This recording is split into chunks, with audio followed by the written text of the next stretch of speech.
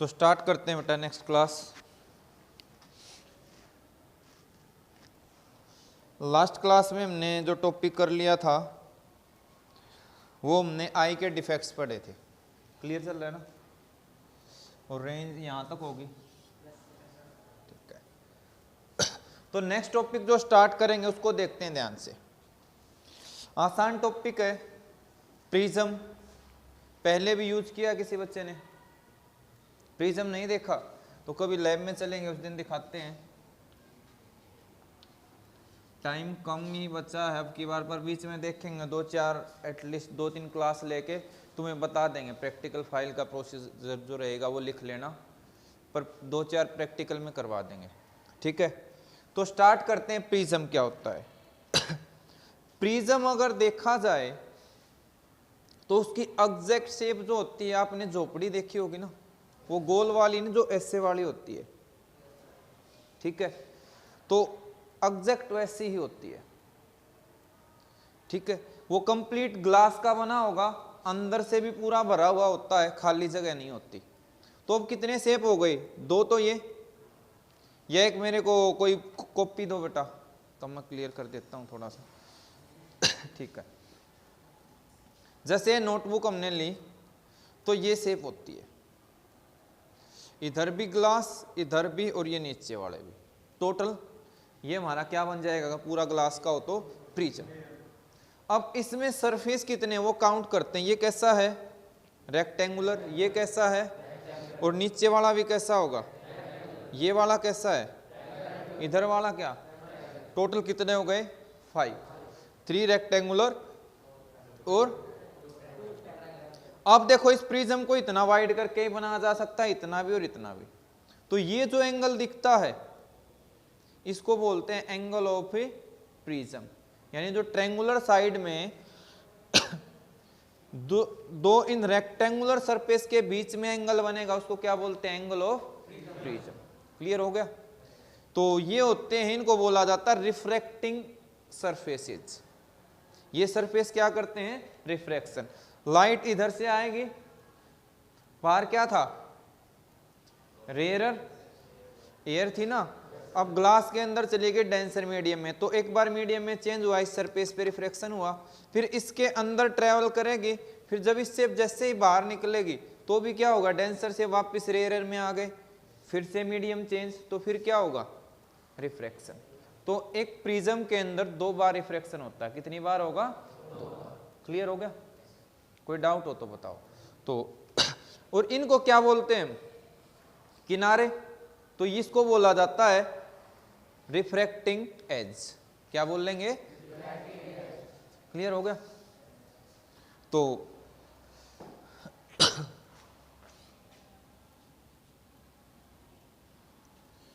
It is a refracting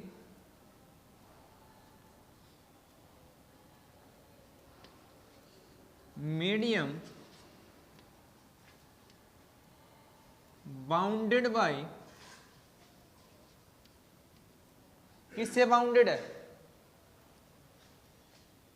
3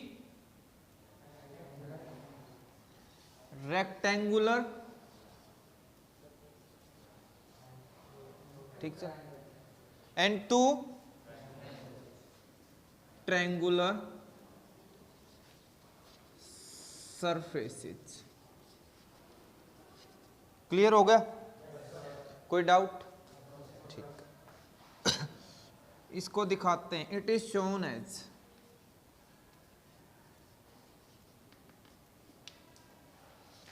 चौकबॉक soft है भाई।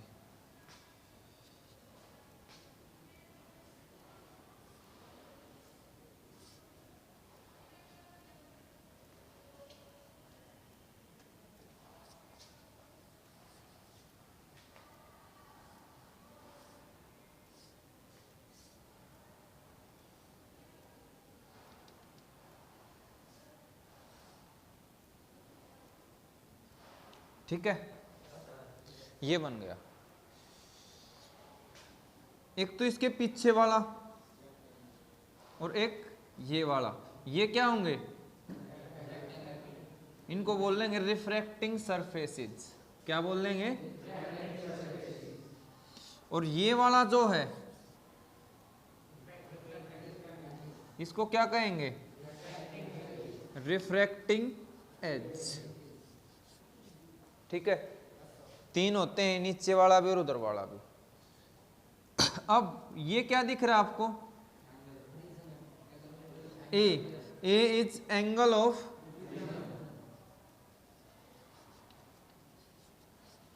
Of prism. अब जब हम एक्सपेरिमेंट करते हैं तो प्रिज्म का जो बेस होता है, प्रिज्म को रखा जाता है वो ट्रेंगुलर साइड से रखेंगे। जब प्रिज्म को आप खड़ा करते हो तो ट्रेंगुलर बेस उसका नीचे आता है। क्लियर है? तो इसीलिए इन दो को क्या बोल दिया? Base of prism. तो जो ट्रेंगुलर वाला सरफेस होता है प्रिज्म है, वो किसका काम करता है? और ये वाले कैसे किसका काम करते हैं? रिफ्रैक्टिंग सरफेसेस का। ये वाले रिफ्रैक्शन करेंगे, उस पे प्रिज्म को रखा जाता है। क्लियर हो गया? कोई डाउट?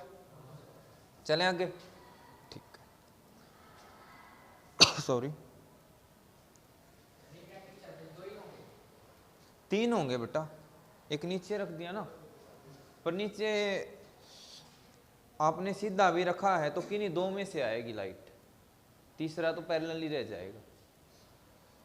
प्रिज्म को अगर मैं ऐसे खड़ा करूंगा, वो नोटबुक के दिखाओ फिर बता देता हूं।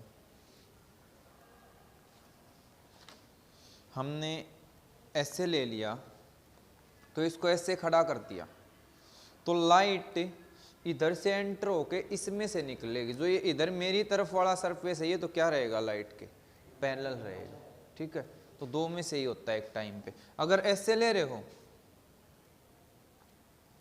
लाइट आपने ऐसे लिया, इधर से लाइट डाल ली तो ये और ये एक्टिव हो जाएंगे, ये फ्री रहेगा। क्लियर है? तो एक टाइम पे दो एक्टिव रहेंगे। चलें आगे। अब आपसे पूछेगा कि डिस्कस करो रिफ्रैक्शन थ्रू ए प्रिज्म। आपसे बोल देगा explain the refraction of light through a prism. तो टॉपिक नेक्स्ट डिस्कस कर रहे हैं हम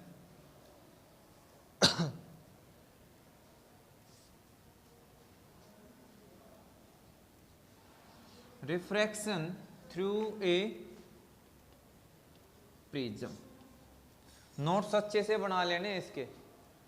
ठीक है, तो अब हमें ये वाला हिस्सा देखना है बस, क्योंकि बेस वाइज ही शेप चेंज होती जाएगी।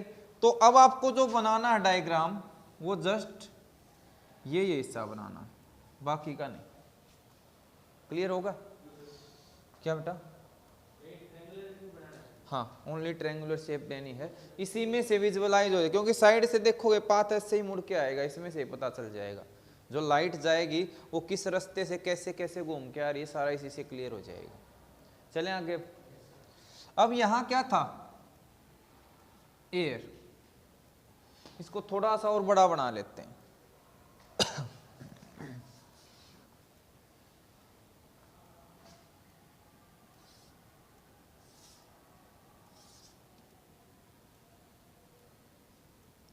एयर μ1 ग्लास, ये पता होगा ना, रिफ्रैक्टिव इंडेक्स म्यू से भी लिखते थे और एन से भी लिखते थे। और यहां फिर से क्या? एयर μ1। करें स्टार्टअप। ये लाइट की रे ऐसे आई, इसको क्या बोल लेंगे? Incident ray. सॉरी, अगर मीडियम में कोई चेंज ना आता तो ये कहां जाती? सीधी निकल जाती। अगर प्रिज्म नहीं रखते तो ये सीधी निकल जाती। बट अब ये वाला रेयरर है, ये वाला क्या है? डेंसर। तो ये इसने क्या देखा, यहां से जाते टाइम मीडियम में चेंज आ गया, रेयरर से डेंसर जाना पड़ रहा है उसको, तो किस तरह बेंड हो जाती थी? Rarer to denser. ध्यान करो, कंसेप्ट बताया था। डेंसर, बाद का इन्वायरमेंट डेंस मिलेगा तो बच्चा फैमिली की तरफ, नॉर्मल की तरफ आता था, तो टुवार्ड्स द नॉर्मल। तो पहले मैं यहां पे इस सरफेस पे एक नॉर्मल वाली लाइन ड्रॉ करनी पड़ेगी। क्या करनी पड़ेगी? नॉर्मल, बिल्कुल इस पे 90 डिग्री की लाइन होनी चाहिए। तो ये क्या हो गया, पहले सरफेस पे तो इसको n1 और इधर क्या बोल दो, n1 डैश। रिफ्रैक्शन में आपके नॉर्मल के दो पार्ट होंगे, एक फर्स्ट मीडियम में, एक सेकंड मीडियम में। सॉरी। तो पहले मीडियम में हम क्या मेजर करेंगे, कौन सा एंगल, एंगल ऑफ इंसिडेंस। तो इसको मैं क्या बोल दूं, आई। क्लियर है? या I1 बोल लो, पहले सरफेस पे तो क्या बोल लिया, I1। अब ये कैसे जा रही है, इस तरफ जा रही है, रेयरर से डेंसर। तो किस तरफ मुड़ती है, यहां से नॉर्मल की तरफ या नॉर्मल से दूर। उसका रास्ता ये है, इस तरफ आएगी या उधर जाएगी, तो टुवार्ड्स द, तो इसके और इसके बीच में हम नॉर्मल की तरफ मोड़ देंगे। क्लियर हो गया? तो ये क्या आ गई हमारी, रिफ्रैक्टेड रे। तो इसका एंगल ऑफ रिफ्रैक्शन कितना बनेगा, कौन से वाला, ये या ये वाला या ये वाला, ऊपर वाला। नॉर्मल तो नीचे है ना निकम्मो, तो ये क्या हो गया, R1। क्लियर हो गया? अब ये फिर से क्या देखेगी भाई, यहां फिर से क्या हो रहा है, डेंसर से बाहर एयर में जाना पड़ रहा है उसको, फिर से मीडियम चेंज हो रहा है, तो दोबारा क्या होगा, फिर रिफ्रैक्शन होगा। अब कहां जाएगी वो, फिर से क्या करना है, इसका बिना अगर मीडियम में चेंज आता तो पाथ क्या होता।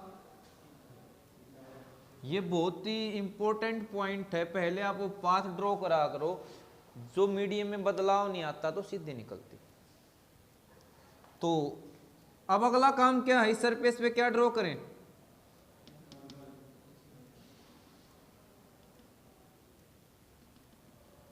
तो ये N2 और इधर N2 डैश। तो अंदर वाला हिस्सा देखना है, ये क्या होगा, angle of incidence second surface पे, तो I2 बोल दिया। अब किधर जाएगी ये, डेंसर से रेयरर में जा रही है, तो ये नॉर्मल की तरफ जाएगी या नॉर्मल से दूर हटेगी, नॉर्मल से दूर हट जाएगी, तो उधर ना जाके नीचे की तरफ हो जाएगी। इसको क्या बोल लेंगे, जो एक बात और याद रखना, कितने भी रिफ्रैक्शन हो, जो सबसे लास्ट में निकल के जाती है उस रे को बोलते हैं एमरजेंट रे।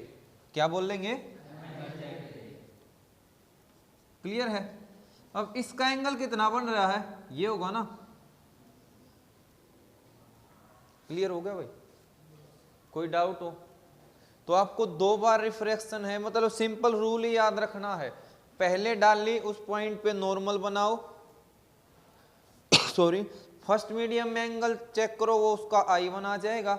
दूसरे में नॉर्मल के हिस्से के साथ आपको देखना, रेयर से डेंसर जारी है तो टुवार्ड्स द नॉर्मल बेंड हो जाएगी दूसरे वाले पार्ट के हिसाब से, और डेंसर टू रेयर जारी है तो अवे, और एंगल कैलकुलेट कर दो। फिर दूसरे सरफेस पे आई, फिर नॉर्मल ड्रॉ किया, फिर से काम कर लिया। क्लियर है? ओके, ठीक है। अब मुझे एक चीज बताओ, यहाँ पे इस टॉपिक में आपको एक डायग्राम बनाना है इसको एक्सप्लेन करना है। क्लियर है?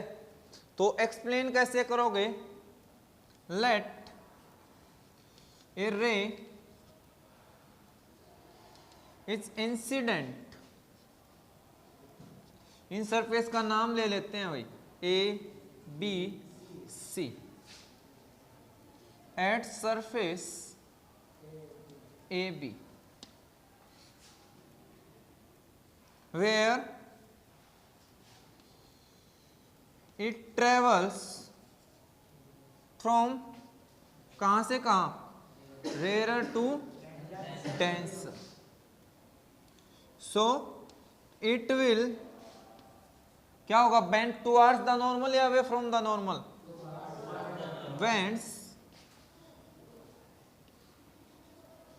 bend towards the normal as shown in figure. ठीक है, उसके बाद क्या लिखोगे आगे?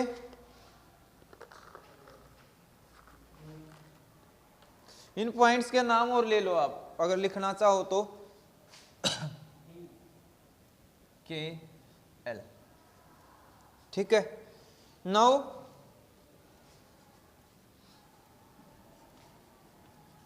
द रिफ्रैक्टेड रे, ये अंदर वाली कौन सी रे है? रिफ्रैक्टेड। तो refracted ray falls at second surface of prism.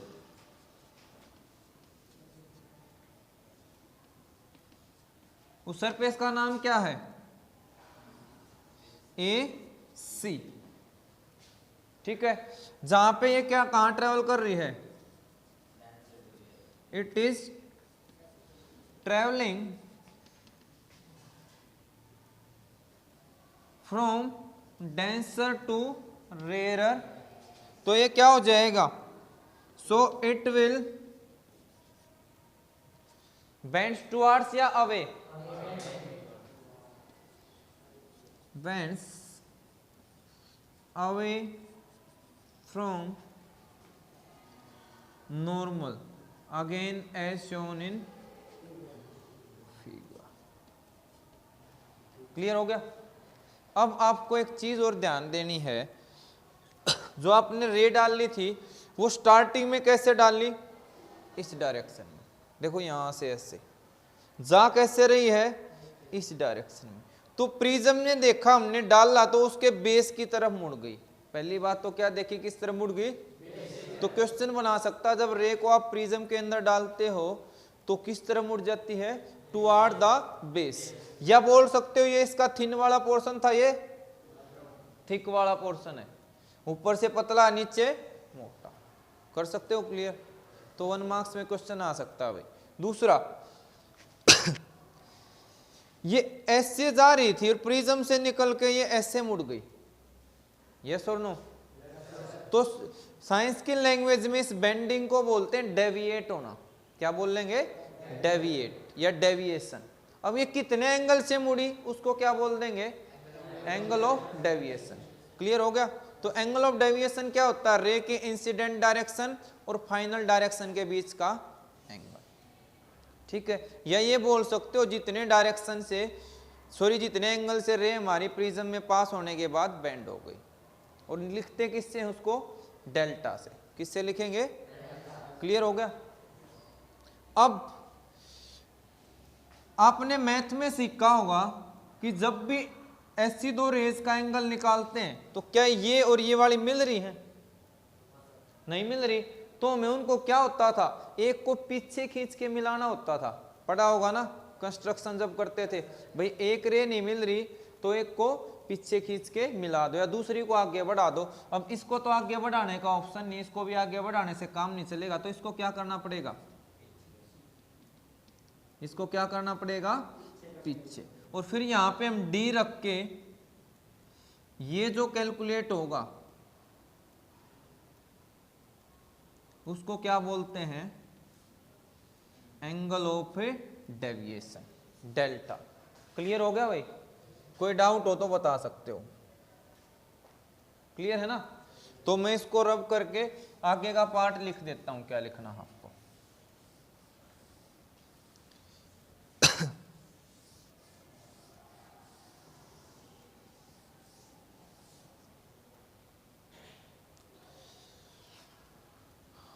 आगे लिखोगे from the figure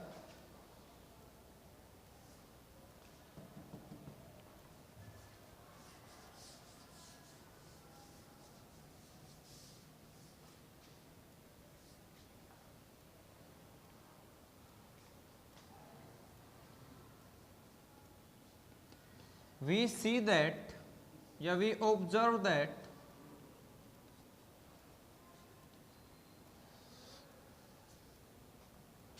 A ray of light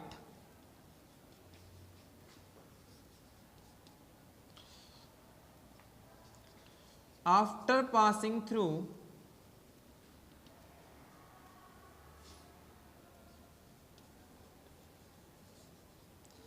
a prism क्या हो जाता है, bends bend towards the या towards its base। क्लियर है। दूसरा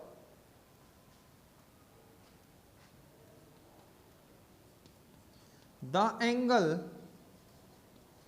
through which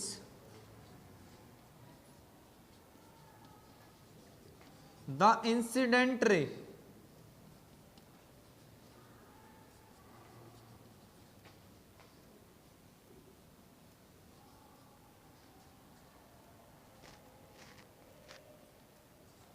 बेटा चौक लेके आओ सॉरी, पर रुक जाओ चल जाएगा काम। थ्रू विच बेंड्स या टर्न्स आफ्टर पासिंग थ्रू